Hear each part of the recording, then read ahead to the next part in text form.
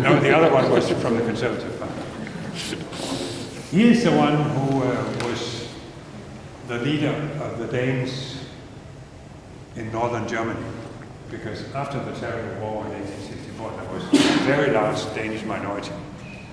He was the leader, political leader, spiritual leader for them.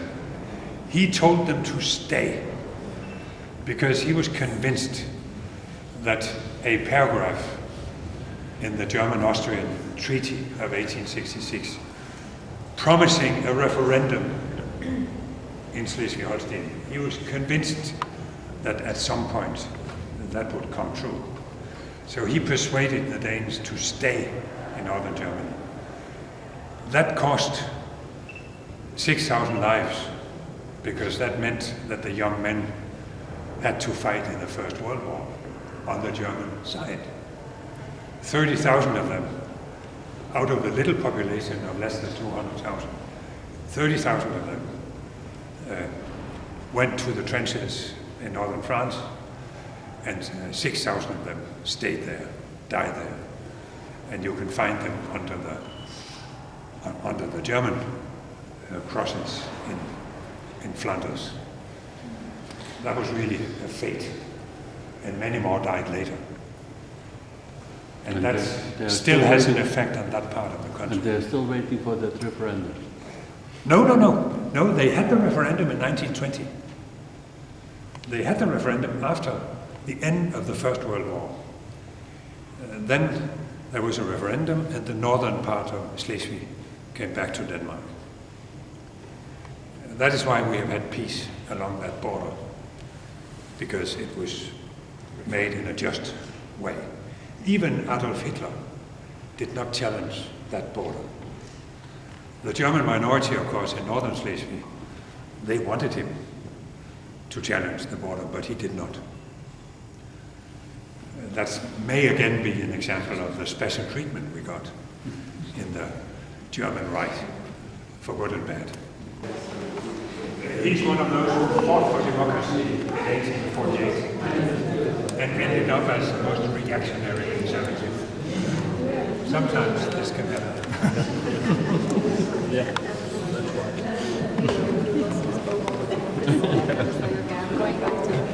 I'm back to the same. To the same.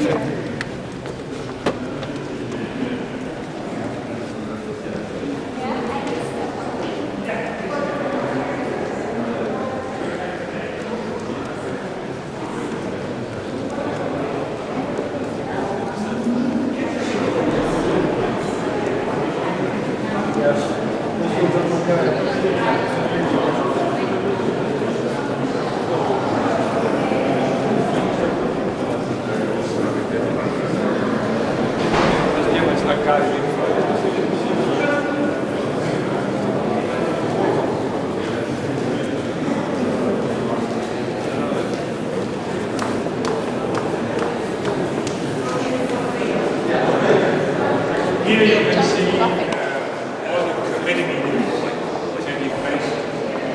Today, the Europe Committee is having its meeting right now. The Europe Committee is where each and every minister has to go and get permission before going to Brussels, before entering any agreement in Brussels. Right from the beginning, from 1972, when we joined the European Union, we have had this system of ministers having to get permission for each and every paragraph. Now many other countries have copied this, but we were the first to have this very strict parliamentary control of ministers. It's the most important committee. But some people claim that 80% of legislation now is European. That is totally nonsense. It's less than 20% that's inspired by directives from Europe. So basically it's the Parliament's way of having a say in the Council? Yes, exactly. If the Council adopts rules that we have to obey, then there must be provision from the Europe Committee. We take that very seriously.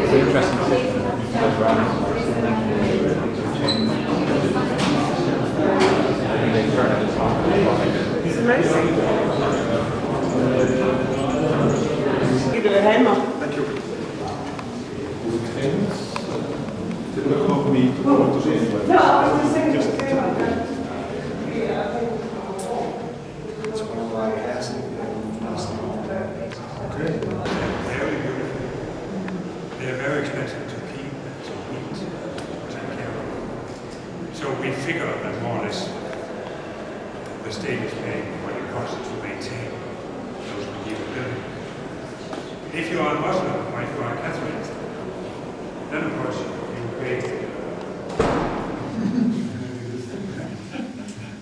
Now, apart from that, you have in the ceiling you have all the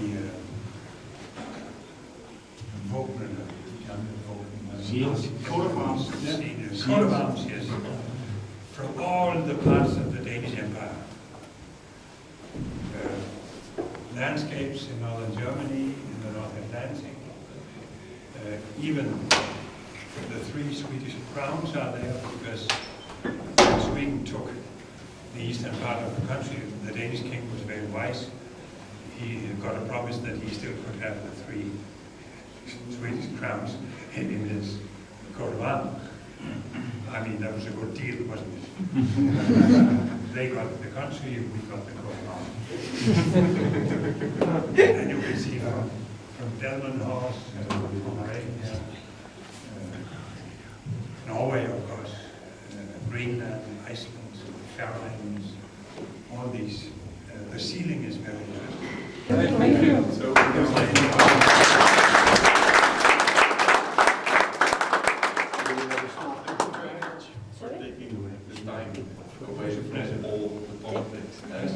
sharing all the knowledge, but also the personal insight in the politics. So it was very interesting story.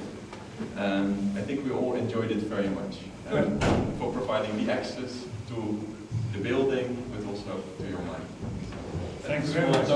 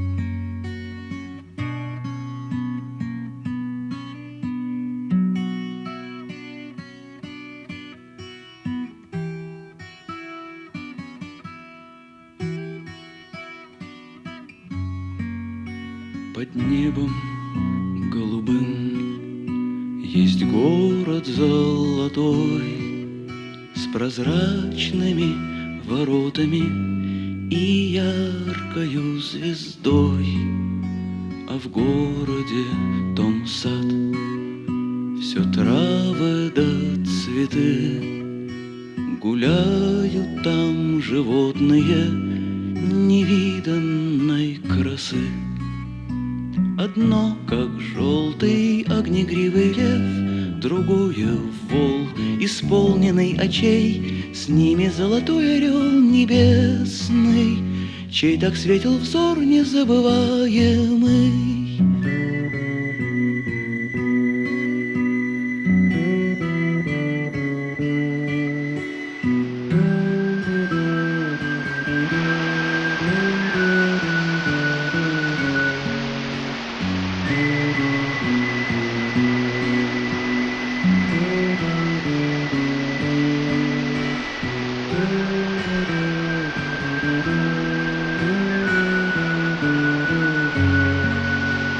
В небе голубом горит одна звезда. Она твоя, о ангел мой, она твоя всегда. Кто любит, тот любим, кто светел, тот и свят.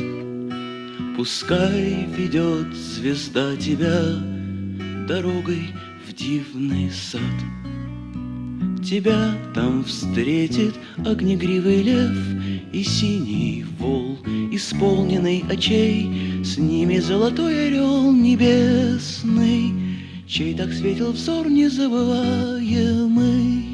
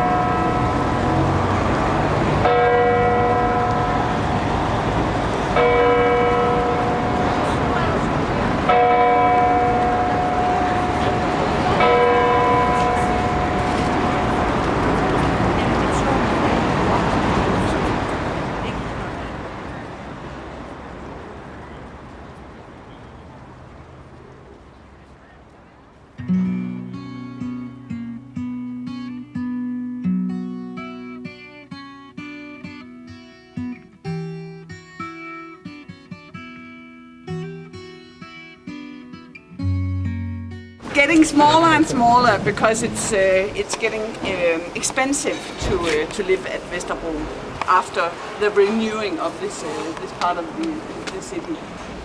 So and now we'll walk up to the head entrance to the central station. Obelisk of freedom to the peasants, the serfs. When the serfdom was abolished, they put up this obelisk to show that. And it's when we teach history in Denmark, we often point out two things that sort of paved the way to democracy. And one was that serfdom was abolished, and they changed the whole way to give land to the peasants, so that we had actually in the middle of the 18th century had a middle class of peasants who had their own land. And the other one is the school reforms in the start of the 19th century, 1814, where it was by law decreed that everyone should have 7 years of school. So,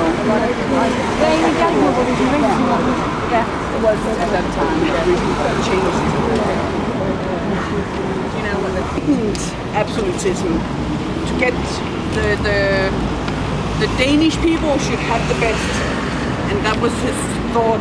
And it says the Kong abolished the serfdom on the parliament.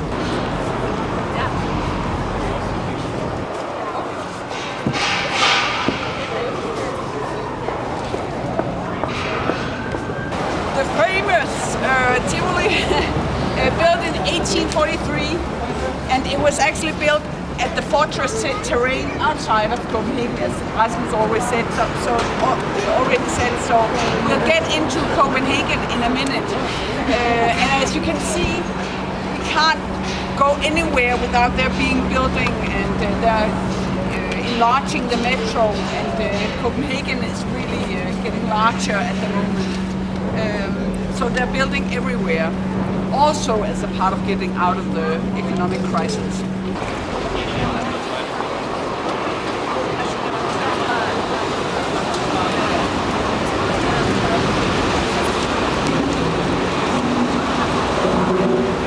They're putting a metro station here now so that it will be integrated, because actually most of the what's going on is further down the high street of Copenhagen. So it's been a bit left out of the whole city, but now there's a metro coming here still.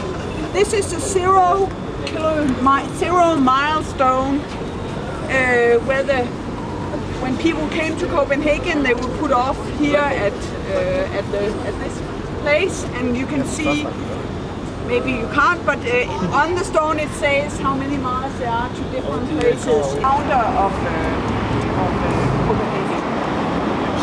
Absalon. Yeah. He was a priest and a crusader.